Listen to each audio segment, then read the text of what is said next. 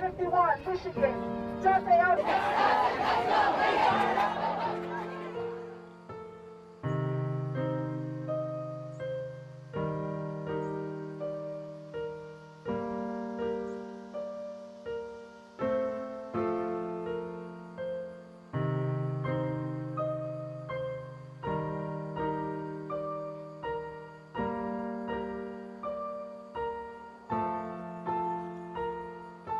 History repeats itself.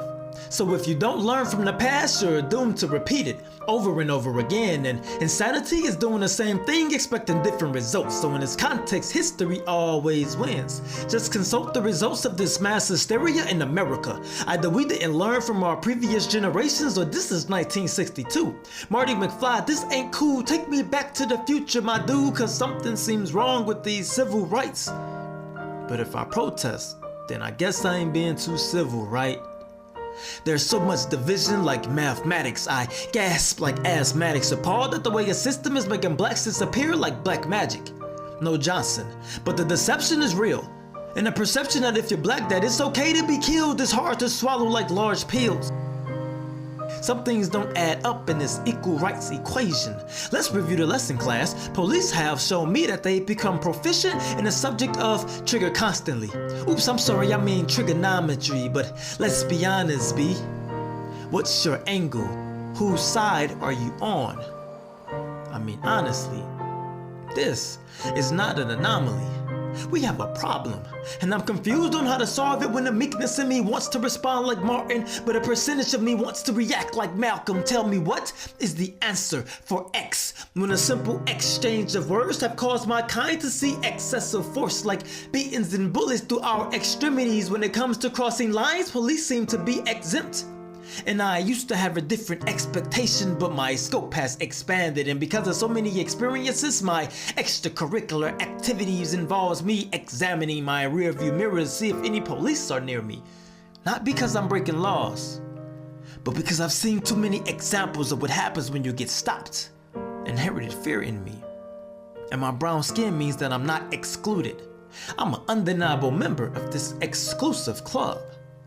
Black Skin Blues, where executives and sheriffs share in extreme lies, going an extra mile to cover up some dirt, knowing that most people of the opposite complexion won't complex the issue by excavating the truth.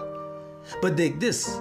See, I was young, but I remember back then the black skin of Malice Green being beaten black and blue, bruised Rodney King on camera before YouTube. Fast forward to today, nothing's changed but the color of the name. This has gotta be deja vu. One green, who was a victim of malice, has been replaced by a brown. Last name resembles his skin, but shh. They don't want you to be outspoken. They want you to be silent. Less like Sandra Bland and more like Eric Gardner moments after he said, "I can't breathe." They say we have the right to remain silent, talk back, and they move right into enforcing silence. The precedence has been set and they like to use force and violence. I often hear that all lives matter when in reality they do. And those who quote Black Lives Matter knows this too. But don't be fooled. All lives aren't watching their own kind get gunned down time after time, where the murderer doesn't even see the inside of a courtroom to decide if he's even guilty of a crime. So don't tell me all lives matter, show me.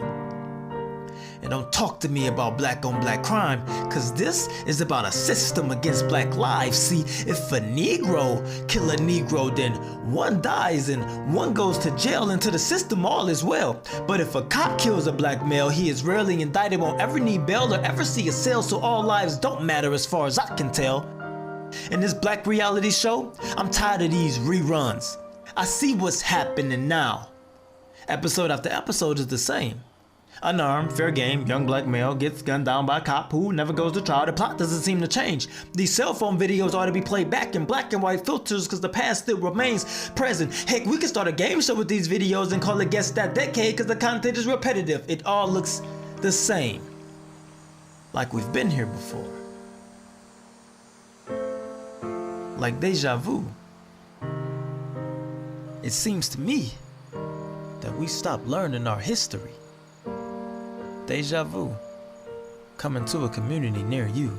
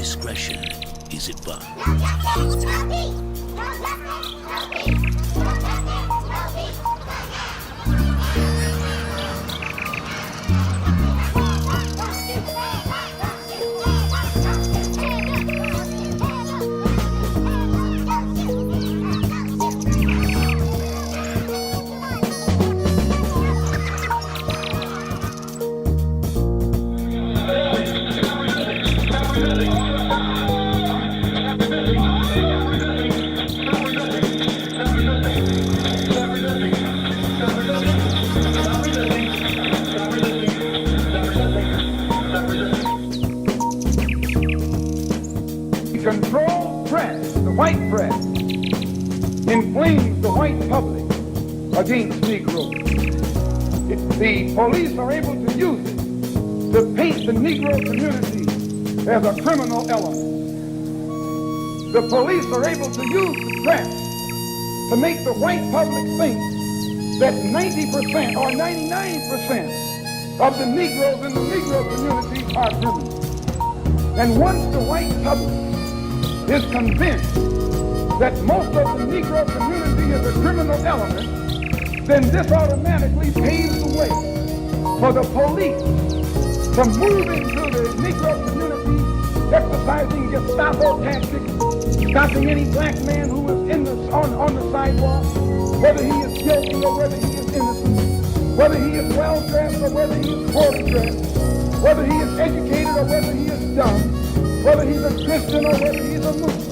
As long as he is black and a member of the Negro community, the white public thinks that the white policeman is justified in going in there and trampling on that man's civil rights and on that man's human rights.